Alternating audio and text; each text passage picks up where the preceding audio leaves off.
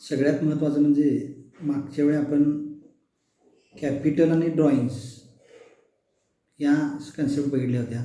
First chapter आहे अकाउंटन्सीचा 11वीचा. त्यातल्या आज आपण त्याच्या पुढचं बघूया एक्सपेंडिचर. एक्सपेंडिचर म्हणजे काय तर खर्च. सगळाच खर्च एका ठिकाणी नेला जातो का तर तसं नाही.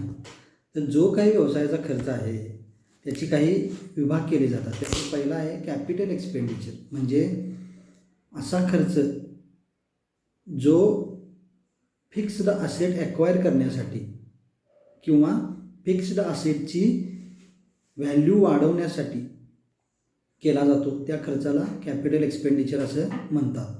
आणि ज्याचा बेनिफिट आपल्याला लॉंग पिरियडसाठी, भरपूर कालावधीसाठी मिळतो. उदाहरणार्थ मशिनरी खरेदी केला तुम्ही, ही फिक्स्ड असेट आहे. बिल्डिंगची कन्स्ट्रक्शन करून त्याच्यामध्ये वाढ केला बिल्डिंगमध्ये, म्हणजे एक मजला होते तर 2 मजली बिल्डिंग केला, हे काय झालं increase value of the fixed asset. Computer purchase केला, it is a acquiring fixed asset. हा जो खर्च आहे त्याला काय म्हणायचं कॅपिटल एक्सपेंडिचर, म्हणजे हा दीर्घ कालावधीसाठी तुम्हाला उपयोगी पडतो. त्याच्यानंतर आहे रेव्हेन्यू एक्सपेंडिचर, ज्याच्यामुळं कोणतंही फ्युचर बेनिफिट तुम्हाला मिळत नाही. तात्काळ इन्स्टंट लगेचच्या लगेच जे फायदा मिळतो त्याला काय म्हणायचं revenue expenditure. Short term benefit, 1 वर्षापेक्षा कमी कालावधीमध्ये असं जे मिळतं त्याला रेव्हेन्यू एक्सपेंडिचर. म्हणजे सॅलरी पेड केला तर काम केल्यानंतर लगेच पगार देत आहे, त्यामुळं आधी काम करावं लागतं. वेजेस पेड केला, रेंट पेड केला. तुम्ही ज्या ठिकाणी व्यवसाय करताय ते जर तुम्ही भाड्याने घेतला असाल तर तुमचा व्यवसाय सुरू असतो आणि मग तुम्ही भाडं देताय, म्हणजे काय ज्याचं बेनिफिट तुम्हाला लगेच मिळतं. त्या एक्सपेंडिचरला, त्या खर्चाला काय म्हणायचं revenue expenditure. Normally day to day operating expenses जी आहेत ती सगळी, जवळपास सगळीच म्हणता येत नाही पण बऱ्यापैकी ती रेव्हेन्यू एक्सपेंडिचर आहेत. आणि हे ट्रेडिंग अकाउंट आणि प्रॉफिट अँड लॉस अकाउंटच्या डेबिट बाजूला दिसतं. त्याच्यानंतर आहे डिफर्ड रेव्हेन्यू एक्सपेंडिचर. मगाशी जे सांगितलं की रेव्हेन्यू एक्सपेंडिचरचा खर्च हा केल्यानंतर तात्काळ त्याचा बेनिफिट मिळतो, पण डिफर्ड रेव्हेन्यूमध्ये जरासा फरक आहे. हा रेव्हेन्यू एक्सपेंडिचरचा प्रकार आहे पण त्याचा फायदा हा तात्काळ मिळत नाही. उदाहरणार्थ ॲडव्हर्टायझिंगवर केलेला खर्च. जाहिरात, तुम्ही आज असं होत नाही की आज मी जाहिरात बघितली किंवा आज मी माझ्या व्यवसायाची जाहिरात दिली आणि उद्या त्या बघून आकर्षित झालेले ग्राहक माझ्याकडे वस्तू खरेदी करायला आले, असं होत नाही. त्यामुळं हा डिफर्ड रेव्हेन्यू एक्सपेंडिचर आहे, म्हणजे benefit of which is not exhausted within 1 year. Legal expenses, काही कायदेशीर कोर्टात बाबी सुरू असल्या तर त्याचा खर्च आपल्याला करावा लागतो, पण त्याचा निकाल लगेच लागतोय असं नाही. त्यामुळे हा खर्च म्हणजे काय डिफर्ड रेव्हेन्यू एक्सपेंडिचर. आणि it is a return of amount is shown on the debit side of profit and loss account and unreturned amount is shown as asset side. जी दाखवलेली आहे ती डेबिट साईडला दाखवायची प्रॉफिट अँड लॉस अकाउंट, आणि जी unreturned आहे, जो खर्च अजून व्हायचा आहे, त्याला असेट साईडला बॅलन्स शीटला दाखवायची. त्याच्यानंतर आहे डिस्काउंट. सेलरनं परचेसरला दिलेली कन्सेशन किंवा अलोन्स, याला काय म्हटलं जातं डिस्काउंट. कारण काही वेळेला सेल वाढवण्यासाठी ग्राहकाला डिस्काउंट द्यावा लागतो सेलरमार्फत. त्या डिस्काउंटला काय म्हणायचं 2 प्रकारचे डिस्काउंट आहे. एक आहे कॅश डिस्काउंट, दुसरा आहे ट्रेड डिस्काउंट. ट्रेड डिस्काउंट म्हणजे काय concession given on catalogue price of the list price of the goods. वस्तूच्या मूळ किमतीवर सूट देणे याला ट्रेड डिस्काउंट. वस्तू खरेदी करताना किंवा विक्री करताना ट्रेड डिस्काउंट दिला जातो. आणि समजा तुम्ही 1000ची वस्तू घेतलाय किंवा 1000ची वस्तू विकलाय आणि तुम्ही त्याला 5% ट्रेड डिस्काउंट दिलाय, तर रेकॉर्डिंग करताना 950 रुपये रेकॉर्ड करायचे. म्हणजेच काय हा डिस्काउंट नेटमध्ये लिहावा लागतो.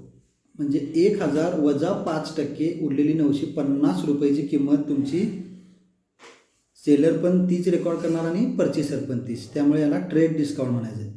हा बुक्स ऑफ अकाउंटमध्ये ॲपियर होत नाही, म्हणजे दिसत नाही. डायरेक्ट नेट अमाऊंट दिसते, म्हणजे 5% डिस्काउंट वजा केल्यानंतरची रक्कम तुम्ही बुक्स ऑफ अकाउंटमध्ये घालता. त्याच्यानंतर आहे कॅश डिस्काउंट. एखाद्या ग्राहकाला उधारीवर वस्तू दिल्यानंतर ती लवकर मिळावी यासाठी दिलेला डिस्काउंट, त्याला काय म्हणायचं? Cash discount. म्हणजेच काय, प्रॉम्प्ट पेमेंटसाठी किंवा ऑन दी स्पॉट पेमेंटसाठी 5-10 रुपये किंवा 100-200 रुपये इकडे तिकडे झाले तरी चालतील, पण लवकर माझ्याकडे पैसे यावेत अशी जर इच्छा सेलरची असेल तर त्यासाठी त्यानं कस्टमरला ऑन दी स्पॉट किंवा उधारीवर माल विकला असेल तर लवकरात लवकर ती वसूल व्हावी यासाठी दिलेला डिस्काउंट म्हणजेच काय, trade cash discount. Sorry, it is a loss to the seller and gain to the buyer. कारण 1000ची वस्तू विकला आहे, 15 दिवसाची मुदत दिला आहे ग्राहकाला, त्यानं 15 दिवसाच्या आत पेमेंट करावं म्हणून तुम्ही त्याला जर 900 रुपये दे पण लवकर पेमेंट करा असं म्हणत असाल तर तो तुमच्यासाठी लॉस आहे आणि परचेसरसाठी काय फायदा आहे. त्यामुळे कॅश डिस्काउंट बुक्स ऑफ अकाउंटमध्ये दाखवला जातो, कारण ऑलरेडी उधारीची रक्कम लिहिलेली असते. मग ती जर 1000 असेल आणि 900 दाखवत असाल तर 100 रुपये गेले कुठं, तर हे गेलेली रक्कम म्हणजेच काय, कॅश डिस्काउंट. त्याच्यानंतर आहे सॉल्वंट आणि इनसॉल्वंट पर्सन. एकूण 2 प्रकारच्या व्यक्ती असतात, एक कर्ज बुडव्या आणि एक कर्ज भरणारा. म्हणजे काय, ज्याच्या असेट्स ह्या लायबिलिटीपेक्षा जास्त किंवा लायबिलिटीच्या इक्वल आहेत त्या व्यक्तीला काय म्हणायचं, solvent person. He is a financially sound person and position to pay off all his debts. म्हणजे तो आपली सर्व देणी भागवण्यासाठी समर्थ आहे अशा व्यक्तीला काय म्हणायचं, सॉल्वंट पर्सन. म्हणजे एखाद्याची असेट्स आहेत 50 लाखाची आणि त्याची डेब्ट आहेत 30 लाखाची. याचा अर्थ काय, 30 लाख रुपये सहज भागवू शकतो, त्याला बाहेरच्या देशात पळून द्यायची गरज लागणार नाही. म्हणजेच काय, तो सॉल्वंट पर्सन.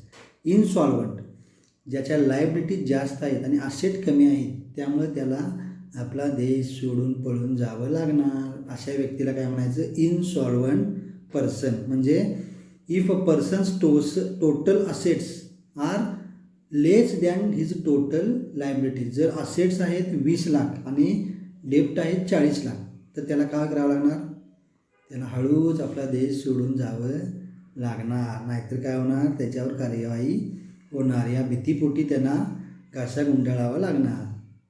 मी कुणाबाबतीत म्हणतो हे तुम्हाला चांगलं समजलेलं आहे. म्हणजे अशा व्यक्तींना काय म्हणायचं, इनसॉल्वंट पर्सन. त्याच्यानंतर आहे अकाउंटिंग इयर. ज्या 12 महिन्याच्या कालावधीमध्ये अकाउंट मेंटेन केली जातात त्या 12 महिन्याच्या कालावधीला अकाउंटिंग इयर असं म्हटलं जातं. म्हणजे 1 एप्रिलला अकाउंटिंग इयर सुरू होतं आणि 31 मार्चला संपतं. It is not a calendar year. 1 जानेवारी ते 31 डिसेंबर नव्हे. अकाउंटिंग इयर म्हणजे आर्थिक वर्ष, ज्या वर्षात आपले सगळे व्यवहार आपण रेकॉर्ड करतो वर्षाच्या शेवटी. म्हणजे 1 एप्रिलला सुरू होतं आणि 31 मार्चला संपतं.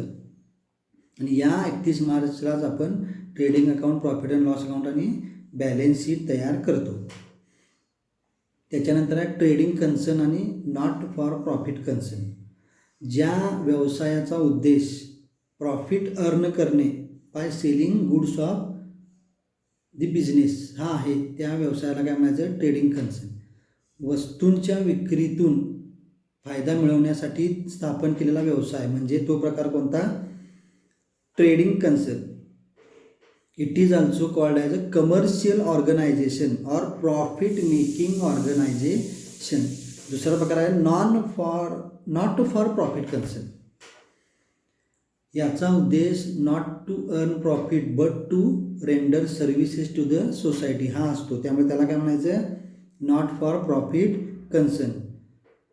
याचा उद्देश promoting arts, science, sports, culture, charity, profession अशा पद्धतीचं एखादा उद्देश घेऊन त्याचं सफलता करणे, तो उद्देशाची पूर्तता करणे ज्याच्यामुळे सोसायटीला काहीतरी सेवा देता येईल अशा ज्या कन्सर्न आहेत त्यांना काय म्हणायचं, नॉट फॉर प्रॉफिट कन्सर्न. लक्षात आलं. हे 2 प्रकार. त्याच्यानंतर आहे गुडविल. गुडविल म्हणजे काय?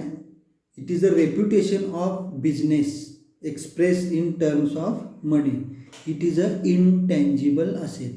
व्यवसायाची जी पात्रता आहे ती जर तुम्ही पैशामध्ये त्याची व्हॅल्युएशन केला तर त्या व्हॅल्युएशनला काय नाव देणार? Goodwill. It is a intangible assets.